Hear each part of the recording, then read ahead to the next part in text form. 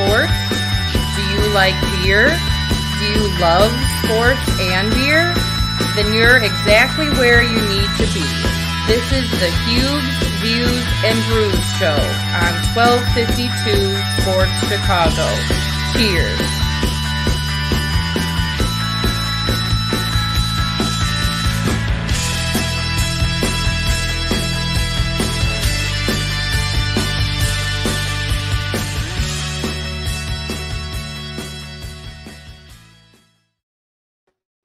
How is everyone doing on this Monday, the day after the Super Bowl 56? Hope you're having a wonderful time.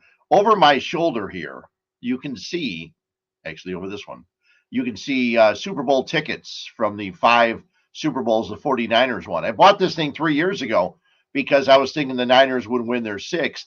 Actually, my wife had bought it for me. And I said, you know what, that's only going to be good for a year because when they win their 6th, it will be obsolete. Well, they haven't won. And no, I'm not wearing Niners stuff today. I thought I'd wear red for Valentine's Day, White Sox, Nike gear. Linda told me, she goes, maybe next year you won't do a show on Valentine's Day and we can go out. Listen, we went out on Friday. So, and then she came over yesterday along with my brothers and my sister, Colette, and we had a great time watching the Super Bowl. I can say something that not a lot of other people that watching out there can say, unless you're at least, at least 60, I would think. For the 56th time, I watched the Super Bowl because I've seen every Super Bowl, obviously not in person. I only saw one in person. That was Super Bowl 19, the Dolphins and the Niners at Stanford Stadium. I had a chance to go there when I was working at Sports Phone, but I've seen every Super Bowl. The first one, which was basically called the NFC-AFC Championship game, they named it the Super Bowl for the third one. But it was the AFC-NFC Championship game was actually on 2 networks. And I'm guessing now, because my memory's a little addled at this point, but I'm pretty sure it was on CBS and NBC at the time. Ray Scott was the guy that used to call a lot of the games. I had actually had a chance to meet Ray Scott, one heck of a guy. He told me in a cab ride back to an airport one day, he said, you know what, if you're going to get in this business, make sure you tell your significant other there's going to be a lot of times you're not home. And I told my significant other at that time, yeah, there were a lot of times I wasn't home, but not nearly as many as a play-by-play announcer. So anyway, 56 Super Bowls, and the 56th yesterday was a very, very good one. We will talk a lot about it. We'll bring our guy, Fat Mike, in just a couple of minutes. We'll talk about the Super Bowl, talk about all the things that happened in the game, talk a little bit about halftime. We'll talk about all the other things that happened yesterday. The pregame, believe it or not, started at noon. The game started at 5:30. And then they were doing a countdown on the pregame show on NBC, and they were counting down to the kickoff show, which started at 5 o'clock, even though the game didn't start till like 5:34, because they had to have like 7 different anthems. I'm surprised they didn't have an anthem for every nationality of every player that played in the game. But anyway, that's probably another story for another time. But it was a fun day. It's weird because sometimes when the game is so late, you'd kind of like the game to be a little bit earlier so you could, stay up, enjoy the game, and continue partying and stuff like that. And we'll talk to Mike about that in a couple of minutes. But first, it is Huebs Views and Brews, and we'll talk a little bit about beer. I made a few stops the other day, and I stopped at Skeleton Key Brewing on Friday because they were one of the 8 breweries that got involved in the Box of Chocolates beers. And 8 breweries got together making 4 different beers. We'll talk more about that during the beer segment after the commercials and after we talk football. But I'm going to have tonight, it's the chocolate cream, okay? Chocolate cream. And it's an imperial stout with with cocoa nibs in it. It is high octane, 10.3 alcohol by volume. And this is a combination between Black Lung Brewing Company, have not been there yet, and Riverlands Brewing Company out in St. Charles. So they've combined for this. It's a wonderful idea. They make some stouts with sweet things for Valentine's Day. A couple of years ago, 4 breweries did this, got together and put out a 4-pack of bottles back then. And Riverlands was one of them, and Skeleton Key was another, and I can't remember the other 2. Shame on me. But tonight I'm having the chocolate cream, and we'll talk about the other ones that are in the 4-pack. You can probably still pick them up at some of the breweries out there. Maybe Orange and Brew in Downers Grove may also have them. So if you were a fan of stouts and sweet stouts with strawberries and chocolate and vanilla cream or whatever, check them out. This one again, a chocolate cream. Let's give it a taste.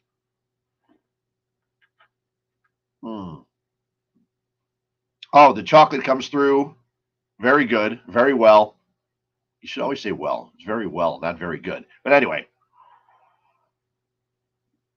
you can tell from the stout's got a little head on it, not like some of the other beers, not like some Pilsners or things like that. But it's very tasty, a chocolate cream.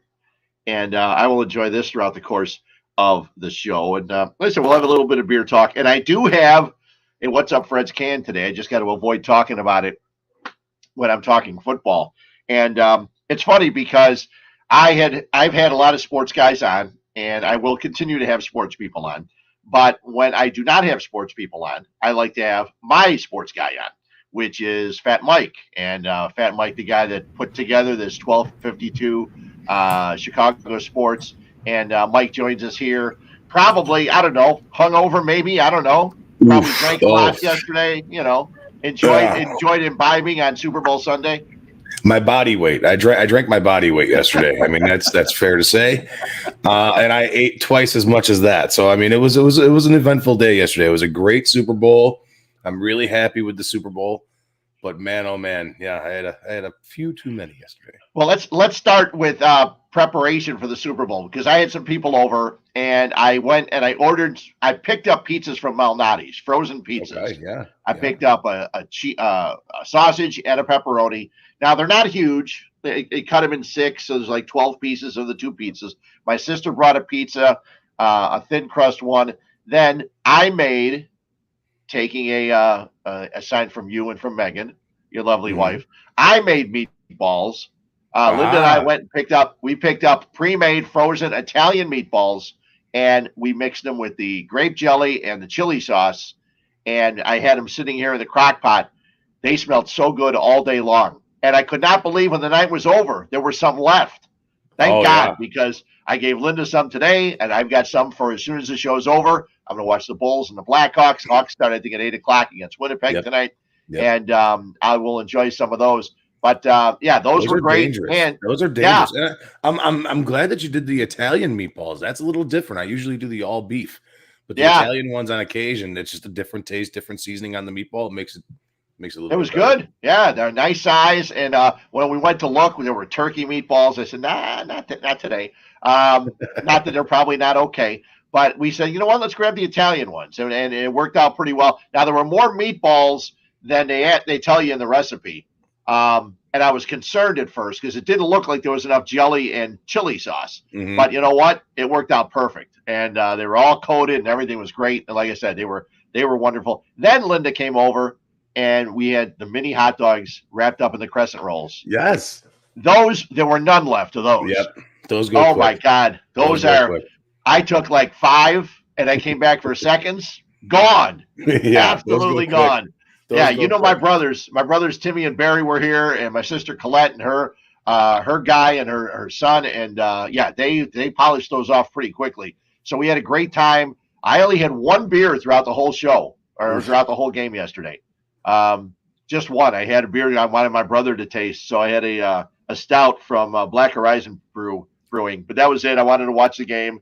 And I didn't have to take notes. They said, what? And they go, no yellow pad this year? I said, no, I don't need a yellow pad. I'm not going on the air the next day. Now, I knew I was coming here, so I got up this morning and I watched Get Up. I taped Get Up. And then when I got up, I actually watched it and watched Greeny and Orlovsky and Saturday and all those guys and Dominique Foxworth break down the game and what they thought about it. So I want to talk about some of the stuff they said, too, because I was pulling for Cincinnati. I thought I took Cincinnati with the points. Then when I went back and looked at my bet, I took them on the money line, which didn't pay off very well. But with the points, they were getting 4 points early in the week. They covered people that took – I said on your show last Thursday, I said I took Cincinnati 24-23. I had the Rams, and I could have had – it might have gone to overtime. That's what Joe Burrow said they were hoping to get. to get a field goal and go at least get a field goal and go to overtime. But the Rams come out winning 23-20. I want to go all the way back to the very beginning of the game because on the Bengals' first possession, they have a 4th and 1 at midfield. And as soon as they failed on 3rd down, I said, they're going for it. Right. And a lot of people disagreed with that. I know Mike North was all over Twitter yesterday saying it because of analytics and all the other stuff. I had no problem with them going for it because they had already stopped the Rams in the first series. Okay. And I said, this is okay. Things will be fine. And then it turned out it wasn't so fine as the Rams went downfield and scored. What was your thought as soon as you saw that they were going to go for it on that 4th and 1? So it's the biggest game of the year. The Cincinnati Bengals and Zach Taylor as their head coach have played their ass off and been amazing throughout this playoff run here, starting with Oakland, moving on, advancing. Who else? They beat the Chiefs 2 weeks ago, but there was another team that they beat too. Tennessee. Tennessee, thank you. Yes, being the #1 seed in Tennessee after Joe Burrow gets creamed 9 times in that game and still pulls out a victory out of nowhere. And you move on to KC, who they beat in Week 17. Which had to make them feel really confident. You know what I mean? Yep. We've done this. We beat them. We can do this again. And they did do it again. And they advanced to the Super Bowl. It's the biggest game of the year. We've seen some things happen where it's okay. You take those chances like a 4th and 1 or like an onside kick at halftime, like what Sean Payton did. And sometimes they pay out. It was too early for that to be done. In my opinion, in my personal opinion, you're at the 49-yard line, and if you don't get it, if you're 10 yards more, if you're at their 41, go for it. 4th and 1, go for it, because then you're still pinning them back. They're still in their territory. Right. They were in Bengals territory. That's what killed me. That's what killed me the most about it. I was like, okay, but yeah, I mean, at the time I was like, yeah, I mean, I probably would have done the same thing, but. Looking back, I mean, always hindsight is 20/20, but I mean, there's 3 plays in that game yesterday. There's 3 things, in my opinion, that ruined the Bengals' chances of winning that game yesterday, and that's one. Well, I know I saw you on Twitter, and you basically said F. Zach Taylor. So, right. So I knew you weren't real happy with him. The game gets underway. The Rams are playing well, and Odell Beckham looked like he was going to have the game of his life. I mean, he was getting Cincinnati open had constantly. no answer. No, they really didn't early. They had no answer for him. He scores a touchdown early. Then he has that knee injury. At first, it was such a weird shot because it looked like the ball bounced off his knee. And then you realize that he actually had the knee problem and the ball came in and everything else like that. He goes out of the game. That had to be some encouragement for the Bengals secondary because they knew at that point they only have to worry about one guy, you would think, and that being Cooper Kupp. And actually, after that injury happened, they did play well. You didn't see a lot of Cooper Kupp after that injury. But there were so many things in the game, okay? And one thing I don't want to hear from the new Bears general manager, I don't want to hear the Bears have gone and tried to help their quarterback position and have signed Eli Apple. Right. I hope that never happens. And Eli Apple is a guy, he's made a couple of decent plays, but he got scorched throughout some of these playoff games. He's made a good play here and there. And I guess that always happens, is that your quarterback's going to get beat by good receivers. But and it's so rude. I don't know if you saw this, but there's been NFL players tweeting all night long since yesterday. Tweeting at Eli Apple, Yeah. Hey, Eli, if you would have played better, you guys could have won the Super Bowl. That's just flat out mean. Well, first off, Eli Apple's one of the biggest shit talkers out there, so he deserves everything that's coming to him. Okay. He's one of those guys where he'll have one pick. Like this year alone, I think he had 2 picks this season. He was talking mad trash to everybody else. Like, oh, yeah, I picked off Tom Brady. Dude, come on now. Like, really, dude? Like, stop. Yeah. Like, you act like you've been there before is one of my things. But, like, also, don't talk shit if you're easily beat. You know what I mean? That's like me going up against me talking shit to Bobby Fischer playing chess. I'm not going to sit there and be like, yeah, you suck. Like, no, it's not going to happen. Like, you just don't do that. So, yeah. Eli Apple deserves every little bit of trash talk he's getting towards his way. Yeah, there's so many things in this game. When you look at the Super Bowl, there's so many different things. You think that Jamar Chase and Cooper Kupp are going to be guys who are going to be put up a lot of yards, get a lot of catches. They didn't until the last drive. Cooper Kupp, after Beckham went down, really they didn't go his way. Higgins is the only receiver that had 100 yards yesterday.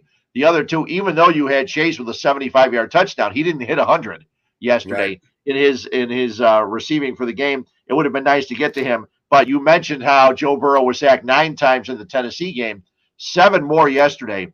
Right. And we all knew going into 19 in total in this playoff run. 19 in the postseason. We knew going in that in order for them to win the game, they had to keep the guys off of Burrow. But you know what? For the most part, Burrow was able to get rid of the ball early. Right. Even some of those sacks early didn't seem to be, really big game stoppers. They were bad on third down. 3 for 14 on third down. That's really difficult. The Rams weren't much better. So it's an interesting game because it was close, but it wasn't.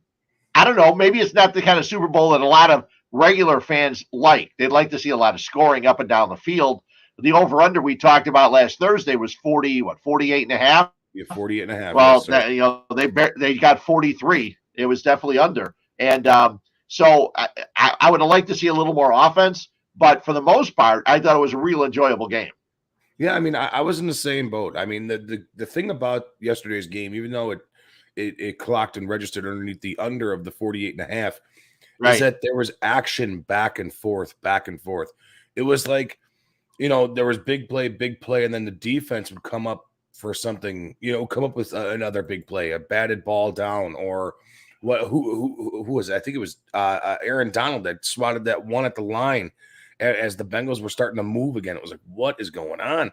So there was action back and forth. It wasn't a snore fest like a 6-3 field goal game or anything like that. There was scoring, and there was ball movement. So that was really nice. There's a lot of things in the game. I mean, a huge drop by Boyd, where the Bengals are going for a first down. The game's right there, and you see that he looks. It's funny. I'm sitting right next to Lyndon and goes, "You got to look at the ball before you turn your head." And I'm going, "Yeah, I guess I don't have to say anything." My sister was saying the same thing, and it's great when the two women at the party were saying it because they love watching the game, but. I was hoping to see a little bit more from Jamar Chase. I was hoping to see a little bit more from the running back from Cincinnati, Mixon. And I think one of your problems was that on the final play of the game, the third down and the fourth down, I think, Mixon wasn't out there. Now, they talked about that this morning, and I'm trying to figure out because all the experts, quote experts, as I'm doing the air quotes, the quote experts say that if your third down package doesn't have Mixon out there, if you have him out there, it's basically telling everybody he's going to get the ball. So I kind of understand that part. But also, you had Joe Mixon, who was actually having a pretty good game. Yes. He didn't catch the ball as much as we thought he might have been able to, but he was able to run the ball, and you thought, on a third and a 4th and 1, that he'd be out there to get you 1 yard. That's probably when you came up with the tweet you had. Yeah, no, I was not happy with that. We've seen how fast, especially on that drive alone, the St. Louis Rams, the Los Angeles Rams came out and ready to pounce on Joe Burrow. Yeah, especially after Joe Burrow kind of winced on the drive before, with a couple of drives before with his knee. The Rams were all over him like white on rice. Like they really were. So at that point, the only play on that 3rd and 1, 4th and 1, in my mind, is to set up heavy backfield. Go 2 running back with Mixon in the backfield. You're 1 yard away. You have 2 chances to get the first down. Go for it. At that point, at that specific point in the game, Joe Mixon was falling for 3 yards. Yeah. Like, what are you doing? Like, you literally took the ball out of your gainer's hands to do a pass play with Aaron Donald coming off that side again. I mean, it was dangerous. I mean, that's where I was like, I was baffled. It's 3rd and 1. No, it's 4th and 1. Right. No, again, what are you doing? What are you doing? And that's, again, I'm an armchair. I'm the couch coach. You know what I mean? Yeah, we all are. Yeah. It's just, that was baffling. It was baffling. Well, here's some of the things that bothered me in the game, and especially after the game too, and this morning. They're talking about how that might have been one of the greatest final drives that the Rams had. They might have forgotten about the Niners and Joe Montana moving the ball downfield and throwing to John Taylor and scoring and beating the Bengals way back when. But anyway, when that happened for the Niners, they didn't get 3 penalties on 4 plays to help set the Rams up. Right. Now, I understand that Higgins grabbed Jalen Ramsey by the face mask and turned his head around. Right. I don't care. I hate Jalen Ramsey. I was laughing every minute of it. I posted about it. I said, beating Jalen Ramsey for a touchdown. Love it. And they said, well, did you see what happened? I said, I don't care. Right. Because Jalen Ramsey's a punk as much as Eli Apple's a punk. Right.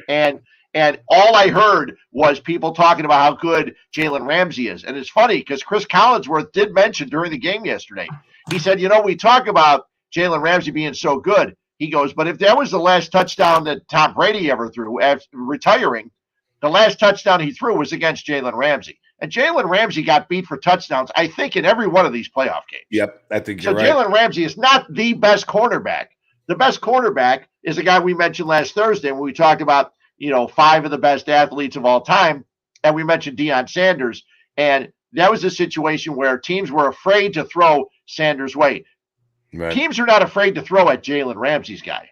Right. And Ramsey had a great play at the goal line when he took the ball and knocked the ball away, almost intercepted it with T. Higgins on that pass. They explained very well about the way they play their secondary. They look at the line, they look at the setup and figure out who the ball's going to go to, and that's who Ramsey covers. I thought that was great breakdown.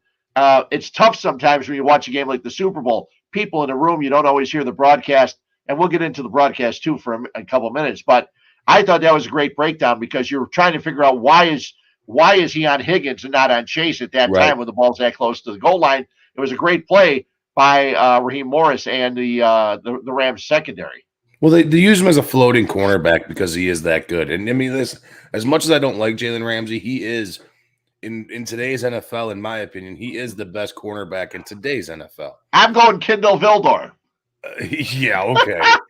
Jesus, I've seen. I'm pretty sure the tackling dummy robots can beat out him for a pass. Well, there's the cornerbacks at Lockport after winning the 8A. I would probably take one of them over Kindle Vildor. Exactly. At least right now. I'm still giving Vildor a chance. Vildor's starting his 3rd year. I'm still giving him a chance. So we'll see what happens. I think you're the only person still giving him a chance.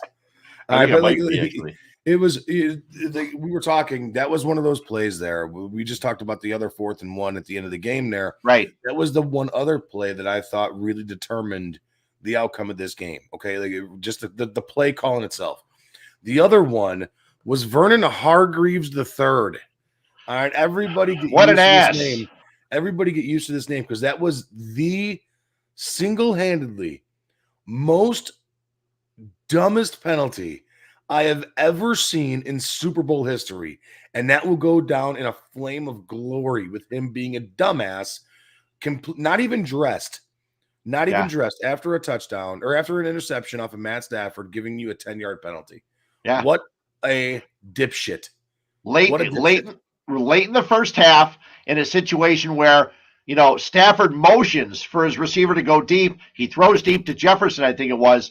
And Bates intercepts it, and all of a sudden, here he comes, holding onto his phone with his earbuds still sticking out, jumps out into the end zone, and I'm saying, go to complete ass when they get a penalty. Instead of starting at the 20, they're at the 10. Now, if they could have got a first down, maybe McPherson comes in, kicks a field goal, because they knew they were getting the ball to start the second half. Exactly. And it could be 13 going into the half. I don't care what he does and how much they might have liked him. Today, he's released. Yes, I would have left him in Los Angeles. Oh, my God. God. Find your own way back. You're done. You're off this squad.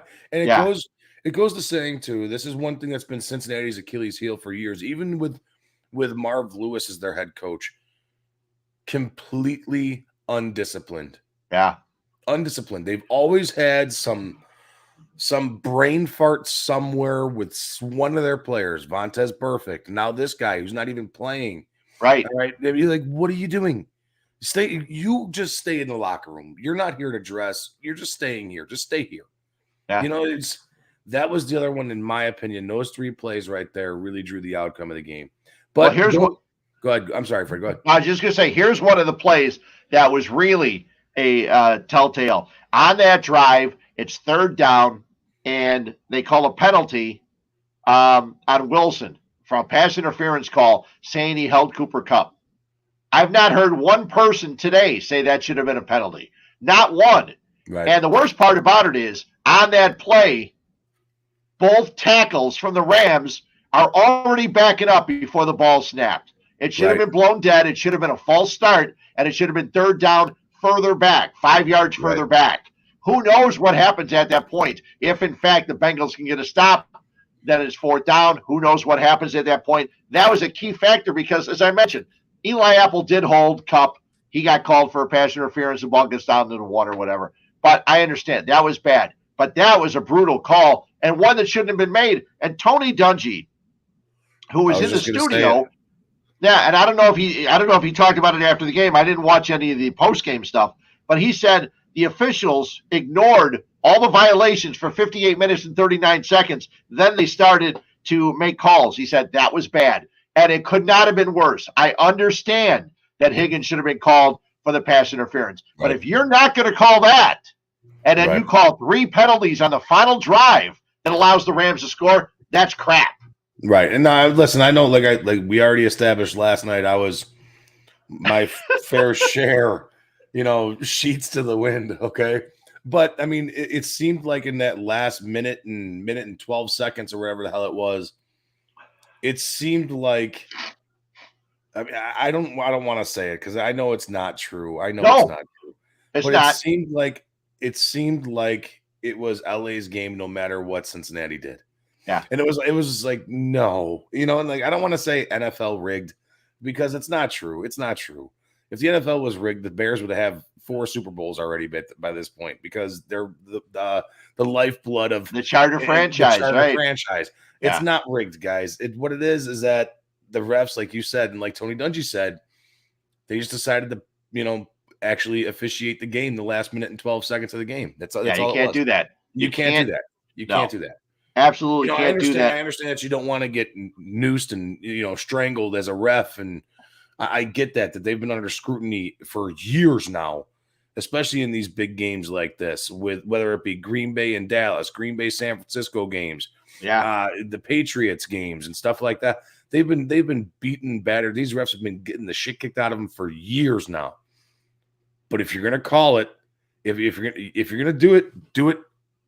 Don't do it half-assly. Do it full-assly, and be a shit ref the entire game, not the last minute and a half of the game. Yeah, I got three or four other things I want to make sure I get to. The touchdown to Cooper Kupp in the back of the end zone where he gets hit and there's 2 flags, one on each team, and they had to play the down over again. They got to do something about this. Wide or cornerbacks or safeties hitting receivers. That's what they're supposed to do. They're supposed to hit the receiver so the guy doesn't hold on to the ball. There's no way that was a flag on the cornerback that hit Kupp in the back of the end zone. I'm sorry. You can't call that. They're trying to protect everybody. And that would have been another Rams penalty that would have set them back. Right. But because it was, penalties on both teams, the ball comes back and they play do the down over again. That's one thing. Another one. Well, 2 things. Thursday was the NFL Honors Show. Yes. And I talked about this for a couple weeks. Cooper Kupp should have won the MVP of the league. Forget about Tom Brady. Forget about Aaron Rodgers, who won the MVP. Cooper Kupp won the Triple Crown of receivers. He had the most catches, the most yards, most touchdowns for a receiver this year in the NFL. He should have won it. Last night, he had 4 catches. Stafford went 4 for 4 for 39 yards to Cooper Kupp on the final drive. First of all, you're Cincinnati. Don't cover anybody else. Skowronek is not going to beat you. Right. Okay. At that time, he's going to go to Cooper Kupp. You got to have him covered. They didn't do it. So Cooper Kupp wins the MVP, and we'll talk about that in a second. But the biggest play Cooper Kupp had, the 4th and 1 jet sweep, and he gets the first down. Now, it was a great call. But the run was better because if he would have ran all the way to the sideline, he wouldn't have made it. Right. He cut it up. He kept it inside. Yeah, he kept it inside. He made 7 yards. He cut it upfield. And that was one of the key plays of the game. It doesn't get talked about much today. And if I hear one more person say that Aaron Donald should have been the MVP, and I don't know how, I have not talked to you about this. I purposely didn't do it. For the game, Aaron Donald had 4 tackles. Right. He had 2 sacks and 4 tackles. If you give him the MVP because of the last 2 plays of the game, talk about a horseshit thing.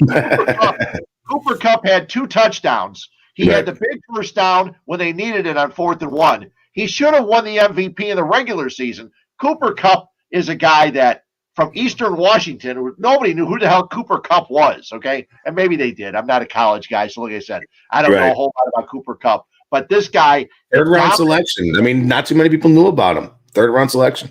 He dominated the NFL this year. Every time he was in a game, he came up with big plays. For the year, start of the season till the end of the Super Bowl, 22 touchdowns. Yeah, he's been unbelievable. Yeah, Gale Sayers did that once. 1,900 yards. Yeah, I know. And absolutely amazing. And it's a good 2 seasons for a lot of guys. For a Bears receiver, that's a good 3 or 4 seasons. For Bears receivers, that's every wide receiver combined on the team for a season.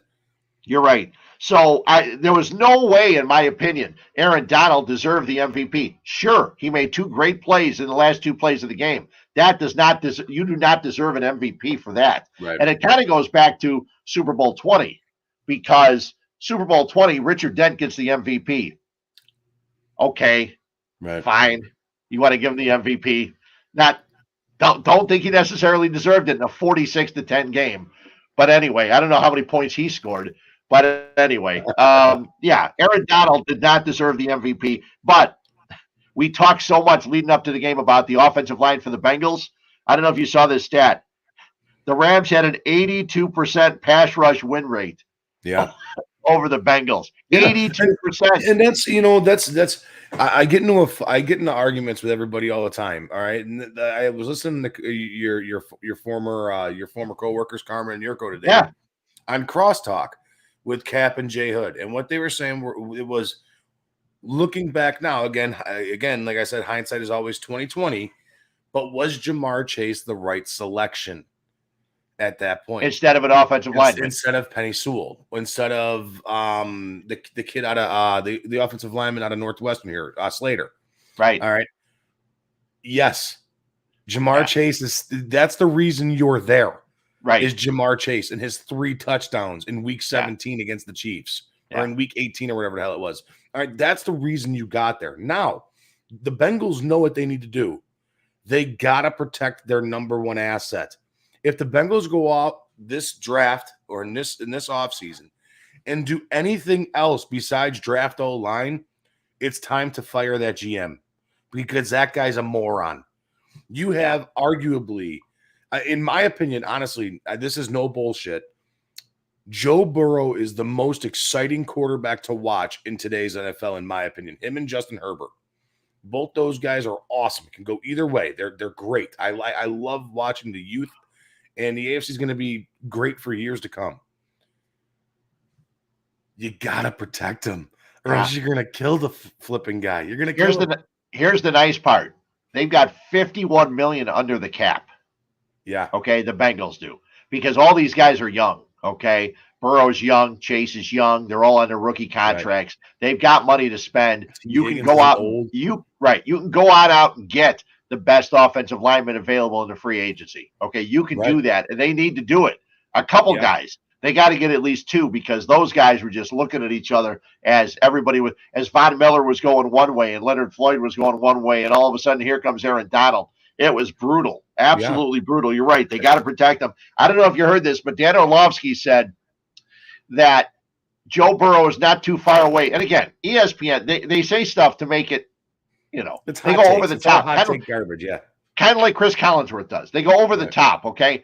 And Orlovsky said something that was interesting. He said Joe Burrow's he's about 1 or 2 years away from becoming Andrew Luck.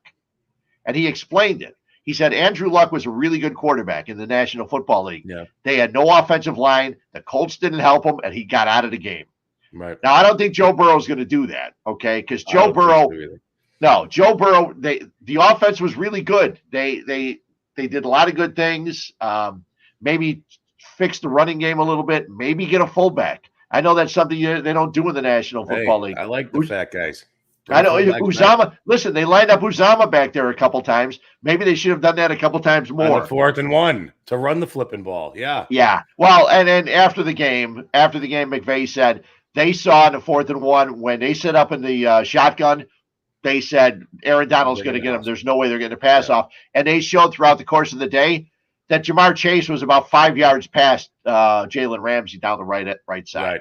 Right. And Burrow had no time to get there. He couldn't throw the ball to him. So, but what you said, though, is the AFC is so damn good with young quarterbacks, with Mahomes and Herbert and all these guys. It's not going to be easy for these guys to get there. And I'm not throwing Derek Carr out because you know what? Another player or two, that the Raiders team is right there too. Right. And it's going to be fun going forward. It's a sad day, actually, when the Super Bowl's over. Yeah, it sucks. It's a sad day because, now for the next four, let's see, this is February until September. Until September, right. Until September, we have no football. Right. And that sucks because you wait all season for the game and 17 weeks later, it's over. Especially if you're a Bears fan, for the most part, it's over, the 17th and 18th week. Okay. For a Bears fan, it's over week 4. I did not mention one last thing before we take some commercials and talk some beer. I did not talk about the halftime show because I am an old man and I do not like hip hop or rap. And I actually have a Snoop Dogg album. Nobody believes me, but I have his album called Bush that had California Roll on it with Pharrell Williams. And I went on a driving trip, listened to the whole album. Really good. Liked it a lot. But I have no desire to listen to Dr. Dre. I loved Straight Outta Compton as a movie. My brother and I were talking about it yesterday. Great movie. I'm not listening to the music. Right. So at halftime, that was the time I go to turn the oven on to warm it up for the frozen pizzas. Okay? I didn't watch 1 second of the halftime show. And I'm not going to comment. I'm not going to comment on it because I didn't watch it. And I don't think people that don't like the music should comment on it. You don't like the music, don't watch. Okay? Right. And so, but I know you are a music guy and you're a funny guy because you like, I tune into you sometimes before the show and you're listening to Black Sabbath. Right. But you're also a guy, you along with Paul, I think Paul more than you, Paul Ivnick from Nick and Ivy. Yeah. He loves his rap and hip hop. But Paul's a big rap guy. Yeah.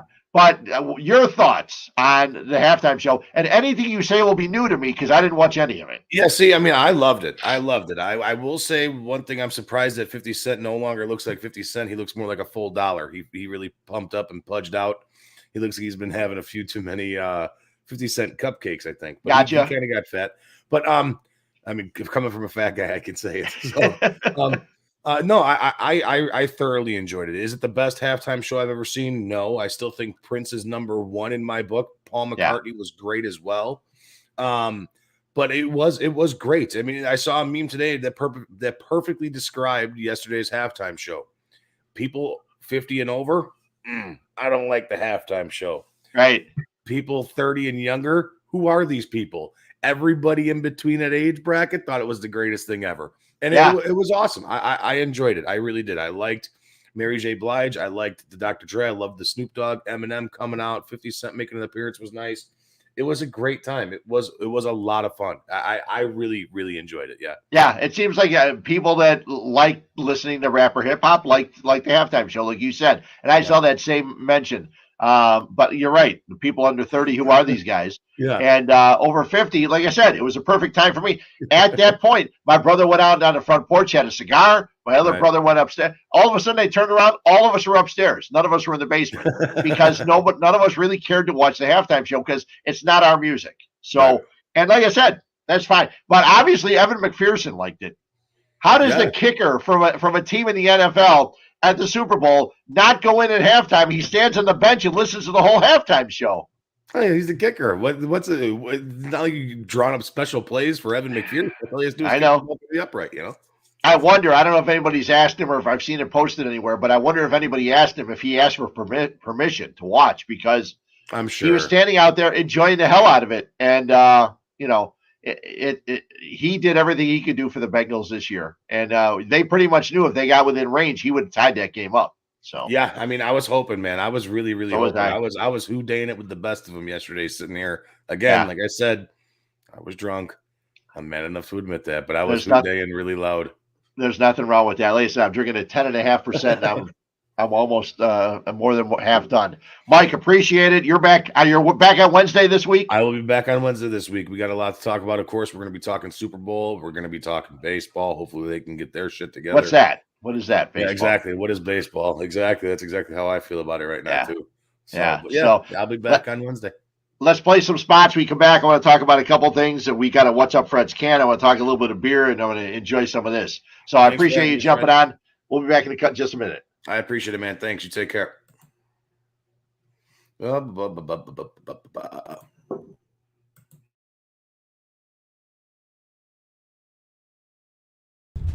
Hello, this is Paul from Nick and Ivy Brewing Company. We are located at 1026 South State Street in historic downtown Lockport, Illinois. We are very excited to be partnering up with the Fat Mike Chicago Sports Show, as well as the 1252 brand, because we are one of the few Chicagoland breweries that embrace sports and sports culture. Come in for a fresh brewed beer made right here in Lockport while catching the game of your favorite team. Stay for the live music that we have booked every weekend, or just come for a cozy atmosphere to enjoy a good conversation with a friend, loved one, or complete stranger. Nick and Ivy makes you feel right at home no matter what the occasion is. Follow us on Instagram and Facebook by searching for Nick and Ivy Brewing Company.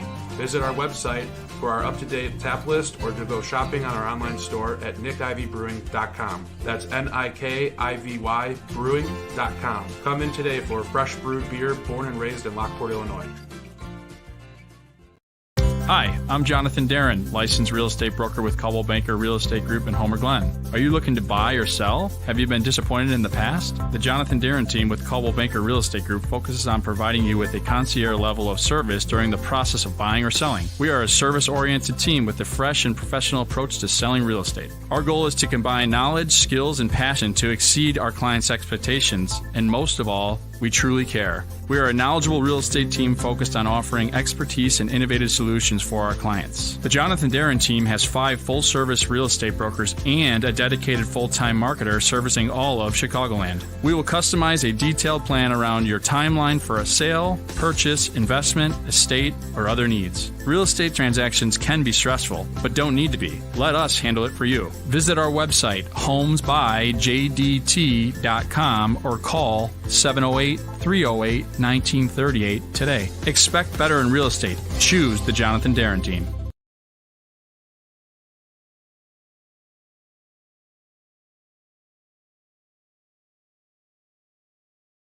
Hey, Susie, thanks for hooking me up with the Fat Mike markdown on my insurance rates at State Farm. This is awesome. No, Mike. The Fat Mike markdown is not a real thing. I don't believe that for a second. Let me repay you the favor and tell you and all my friends about the Fat Mike markdown.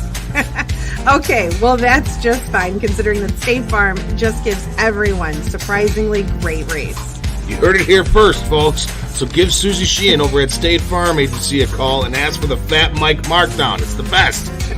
For the real deal, give us a call at 815-306-0184 or go to SusieSheehan.com to request a quote. My team at the Susie Sheehan Agency is here to help with all of your insurance needs for auto, home, and life, and we service Illinois and Indiana. Also, if you mention the Fat Mike markdown, $10 will be donated to a local charitable organization through our Quotes for Good program in your name. Remember, that's 815-306-0184 or SusieSheehan.com. Thanks so much. Get on it, everybody. Woo-hoo. Welcome back to Huebs Views and Brews, and thanks to all of our sponsors here on the 1252 Sports Network. A little programming reminder. This is just for me, and I had a chance before I did the show today, ran on out to The Place, and is a cigar shop in downtown Downers Grove.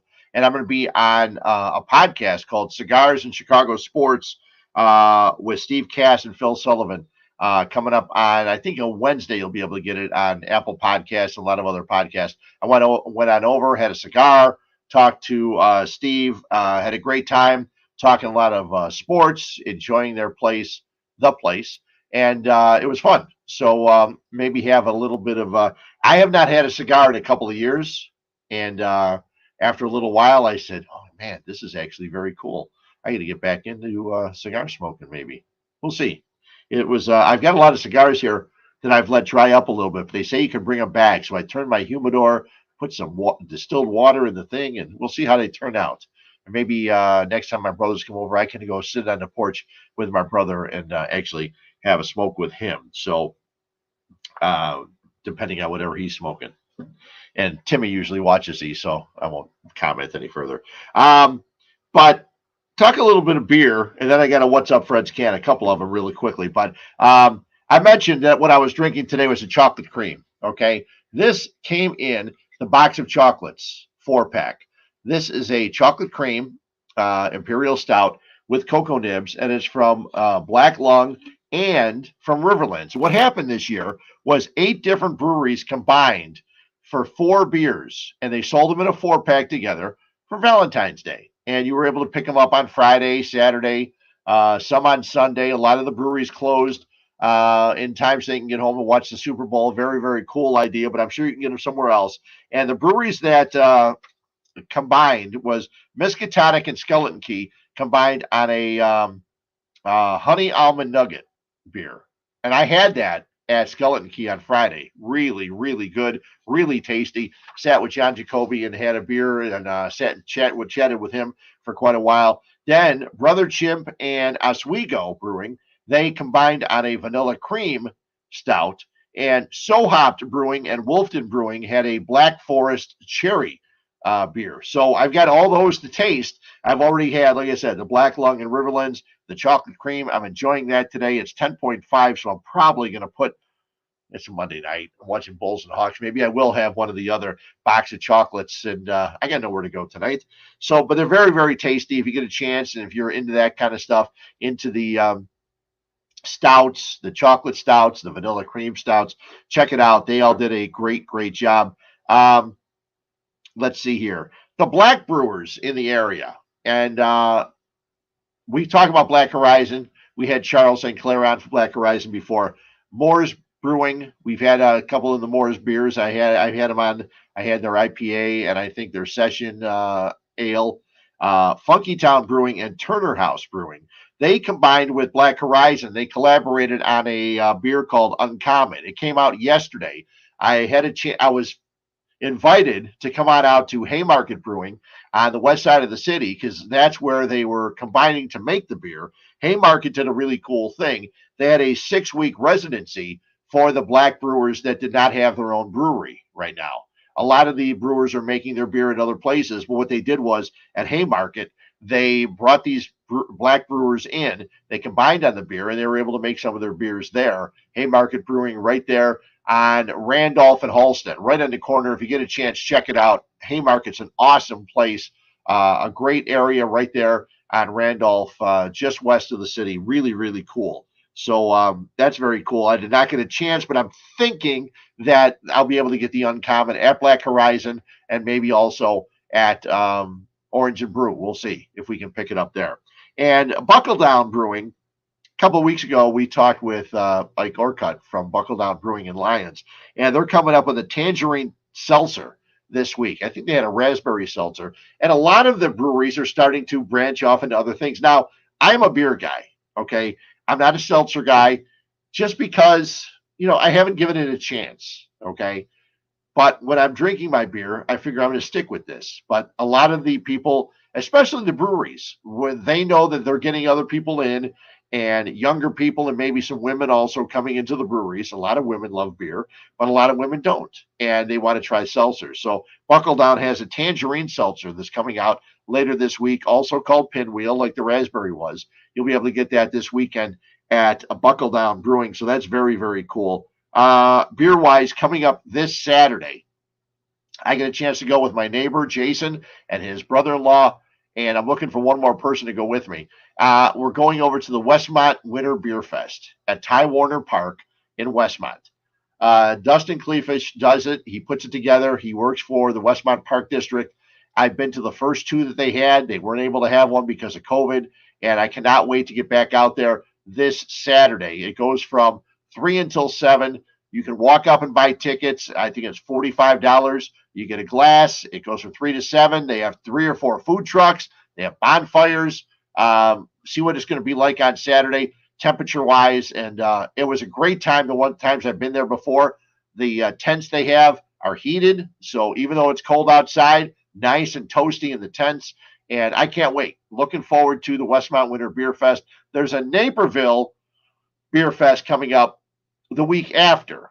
Now, we'll see how I feel after the Westmont Winter Beer Fest on Saturday to see if I go to the Naperville Beer Fest. I was supposed to go, or I was invited by Chet Brett to the Polar Beer Fest, and that's on the top of Rock Bottom Brewing downtown. It was this past Saturday, and I know that Heather from First Forest Brewing was there, and a lot of breweries. I had been there before.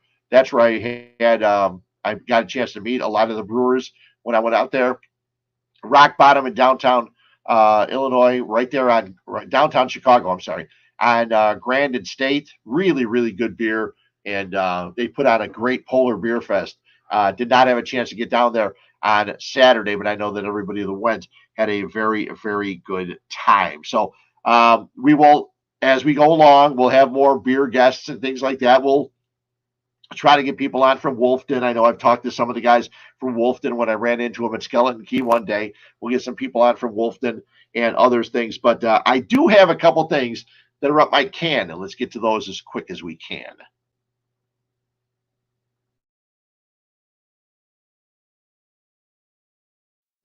Well, maybe it's just because you're ugly. Ugly? You gotta be kidding me. Time for What's Up Fred's Can on 1252 Sports Chicago.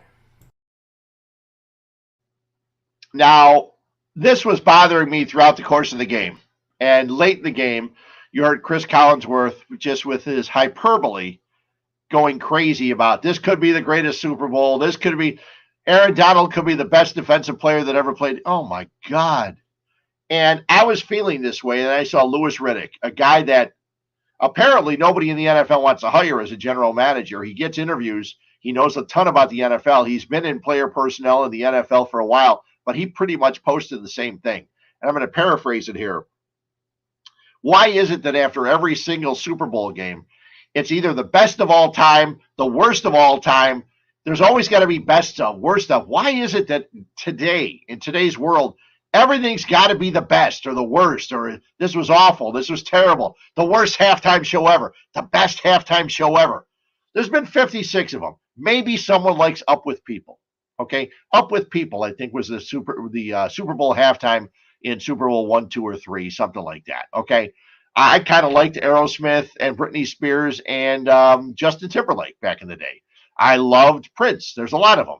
And everyone's saying, oh, this was the best. This was the worst. What was the best commercial? What was the worst? God, can we not just calm down and enjoy life?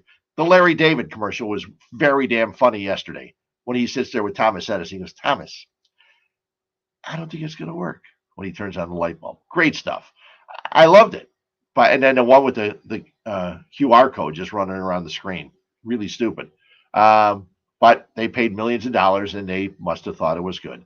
And then Bud, just for Bud Seltzer, Bud Light, you name it, whatever it is, there was a Bud commercial out there.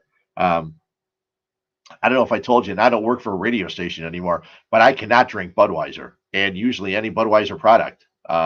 Here's a great story. I was doing a Bears show, like for the first half of a Bears game, at a bar on the South Side. It was an Irish bar. I cannot remember the name of it. And the guys from Bud Light were there. It was sponsored by Bud Light. I was promoting Bud Light. And I got there. We did a little pregame show. What I used to do is I would give out coasters, and I would put names of players, and we would do basically it was fantasy football. And anytime someone scored, if you had the coaster that I had written that player's name on, you won a prize. So the rep from Budweiser, Bud Light, was saying, he goes, would you like a beer? I said, you know what? I got to leave at halftime. I got to get home. I'm going to drive. I don't want to. And he said, we have Michelob too. I said, I'll take one of those. And he looked at me. He goes, I understand. I can't drink Bud. I can't drink Bud Light. I can drink Michelob. I can drink Mich Ultra. You know, watching those carbs. But anyway, I can't drink Budweiser. And every one of the commercials, they've had great commercials in the past. The frogs, all the other stuff, you know, the toads, really good stuff. But I can't drink Bud Light. Sorry if there's anybody out there that loves Budweiser. There was my buddy's daughter, my buddy Larry Griffin, his daughter. his daughter Chrissy. We went to Canada after she got out of college. She had gone to school at Eastern Illinois, which my lovely girlfriend Linda also went to Eastern Illinois. They were there at different years. And we're in Canada drinking Molson Golden and Moosehead and all this stuff. And this was, 07, 08, or 08 or 09, somewhere around there. And she orders a Bud Light. And I said, Chrissy, you gotta expand your horizons. You can't be drinking Bud Light just because that's what they gave you at Eastern Illinois, okay? And Chrissy has gotten into craft beer. She likes Dovetail. She likes Dovetail. I'm sorry. She loves Dovetail. She likes Beguile. And I got to get up there one day in the spring or summer, and we can go bar hopping up in the north side of the city. And I'm very proud of her. She's expanded her horizons, and now is not a Bud Light drinker. And I'm very happy. Sorry, Bud Light, but I just had to get her to expand her horizons. And the last thing that's up my can is usually when the NFL season comes to an end, time for baseball. Today in The Athletic, Ken Rosenthal and Evan Drellich, the two baseball writers for The Athletic, said there is no reason to believe that the baseball season will start on time. Saturday, the owners gave the Players Association a proposal, and apparently it's not enough. Now, I've heard a lot of people on the players' side, and usually fans are on the players' side, not the owner's side. The thing is, once the owners have something, it's hard for them to give it up. So there's got to be some give and take on both sides. Eventually there will be, but there's no reason for these guys not to get together every day and talk. They didn't talk for the longest time. Now it's in February and they're talking a little bit more often. It's crap. We wanted to see the baseball season start. We wanted to see pitchers and catchers in camp already, okay? If it wasn't now, they would have been in camp at the end of this week. That's not happening. And that's frustrating as hell because I love my baseball. You see my White Sox right back here. The White Sox have a season where they could be contending, making the playoffs for the third year in a row. That's unheard of as a White Sox fan. Heck, 2 years in a row was unheard of until this past year. So the baseball owners and the Baseball Players Association have to figure it out because baseball needs to come around. Otherwise, it's soccer. And nobody out there, including especially my brother Timmy, doesn't want me talking soccer. But the Chicago Fire have signed a Swiss striker named Shaqiri. No, it's not Shakira. Shaqiri. He's very, very good. He can score. He's a guy that's going to score goals at Soldier Field. They also picked up a scorer from the Philadelphia Union this year, and they brought in a central defender from Cologne, Germany. And they are working. They're spending money. They're trying to do things. So there may be some excitement in soccer. And if baseball doesn't start, the Major League Soccer season starts the last week of February. Fire opened their season on March 5th. We may be sitting here talking soccer if baseball doesn't get their stuff together.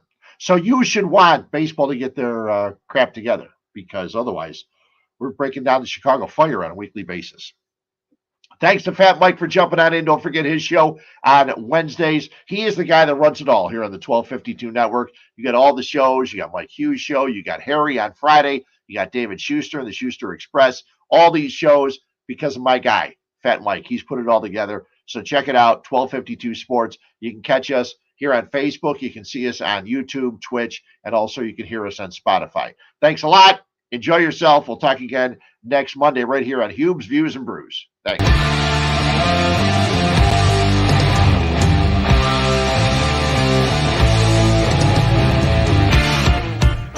Thank you for listening to 1252 Sports Chicago.